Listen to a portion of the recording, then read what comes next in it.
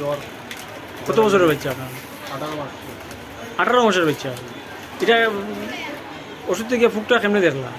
ওষুধ তো আমি যে সময় ডালছি মানে বাচ্চারা খাওয়াইতাম করি, তখন দেখি একটা কালা কিতা দেখা যায়।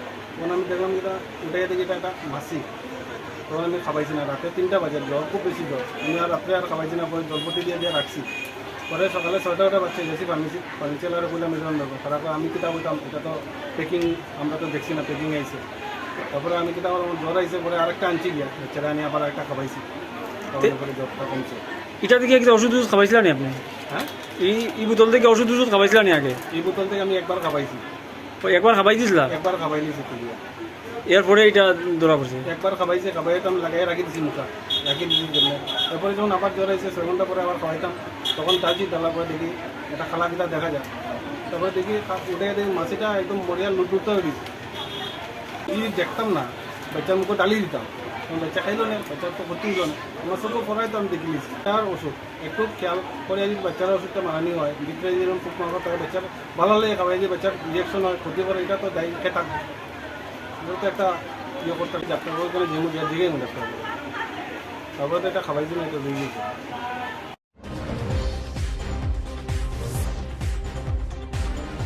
সায়ন্তনের জন্মদিন উপলক্ষে আমাদের স্বাস্থ্য শিবিরের এখানে সমাপ্তি হলো। আমরা বেশ সাড়া পেয়েছি। 150 জন পেশেন্ট আমাদের এখানে এসেছিলেন, যার মধ্যে 80 জনের আমরা স্ক্রিনিং করাতে পেরেছি, যার মধ্যে 60 জন অরেল এবং 20 জন ব্রেস্ট ক্যান্সারের। আমরা আমাদের এই সম্পূর্ণ উদ্যোগকে সার্থক ও সাফল্যমণ্ডিত করার জন্য যারা আমাদের সায়ন্তনের সঙ্গে ছিলেন, অর্থাৎ ক্যান্সার কেয়ার সেন্টার এবং রেড ক্রস, তাদেরকে আমরা আন্তরিক ধন্যবাদ জ্ঞাপন করছি। আজকে আমাদের আমন্ত্রণে যারা এসছেন এখানে শিলচর শহরের নামি দামি চিকিৎসকরা, তাদের প্রত্যেককে আমরা ধন্যবাদ জ্ঞাপন করছি। যারা এখানে নার্স এবং যারা অন্যান্য যারা প্যারামেডিক্যালস যারা ছিলেন এখানে, তাদের প্রত্যেককে আমরা ধন্যবাদ জ্ঞাপন করছি। এবার আমাদের সঙ্গে উপস্থিত আছে আমাদের বন্ধু সুজিত। আমরা আশা করব সুজিত আমাদের এই সায়ন্তনের এই কাজকর্ম সম্বন্ধে যদি তোমার কিছু বলো তাহলে বলতে। ধন্যবাদ। আজ সায়ন্তনের জন্মদিন উপলক্ষে আমাদের রেড সোসাইটি এবং ক্যান্সার হসপিটালের পক্ষ থেকে আমাদের সায়ন্তনের ব্যবস্থাপনায় যে একটা মেগা হেলথ ক্যাম্প করা হয়েছিল এখানে আমার বন্ধু একটু আগে বলে গেছেন যে 60 জনের স্ক্রিনিং করা হয়েছে ক্যান্সারের এবং 20 জনের ব্রেস্ট স্ক্রিনিং করা হয়েছে না। তো আমি বিশেষ করে ধন্যবাদ জানাই সায়ন্তনের প্রত্যেক সদস্যদেরকে।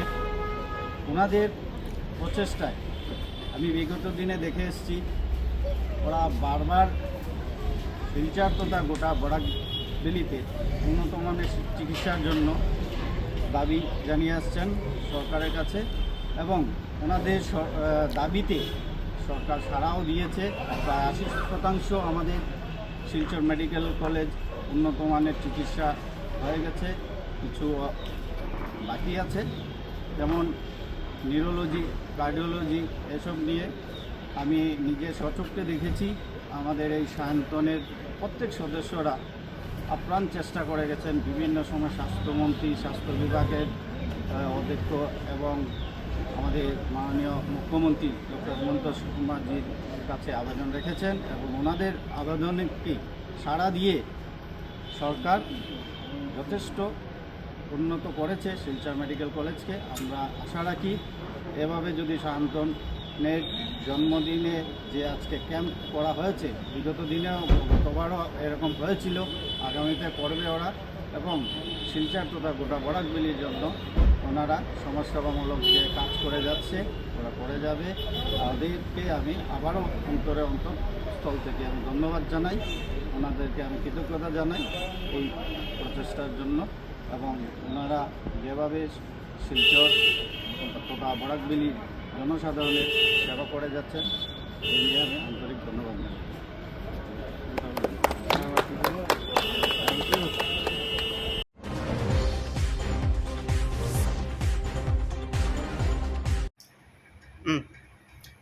আজকে রবিবার সিদ্ধি ভবনে স্থানীয় ব্যবসায়ী সবাই মিলিত হয়ে তারাপুর শিববাড়ি রোড ব্যবসায়ী সমিতি নামে একটি সংগঠনের আত্মপ্রকাশ করানো হয়। উক্ত সভায় সভানেত্রী হিসাবে সভা পরিচালনা করার জন্য বীণামণি নাথ মহাশয়কে মনোনীত করে আমাদের সভা পরিচালনা করা হয়। একটি কমিটি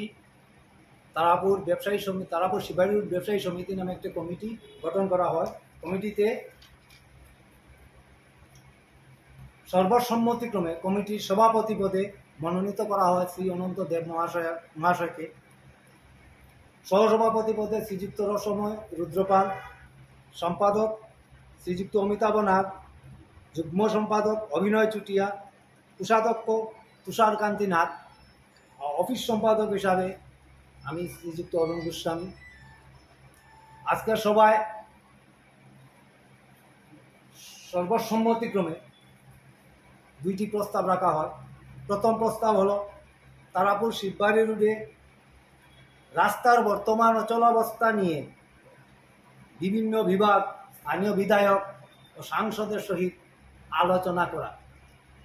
বর্তমানে আমাদের এই শিববাড়ি রোডের শিববাড়ি বাঙ্গনের এই দিকে যতটা দোকান আছে, অনেক দোকানে শিশু খাদ্য প্রয়োজনীয় সামগ্রীর অভাব, কারণ আনা নেওয়া করা যাচ্ছে না। রাস্তা বন্ধ করে এমনভাবে রাস্তা বন্ধ করে রাখছে যাতে ছোটো গাড়ি দিয়ে মাল আনা নেওয়া করা যায় না। অনেক দোকান শূন্য অবস্থায় আছে।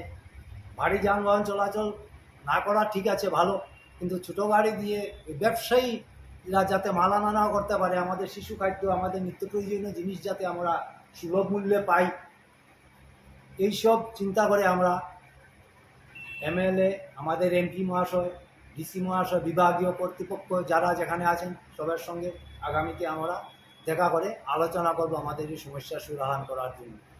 ধন্যবাদ।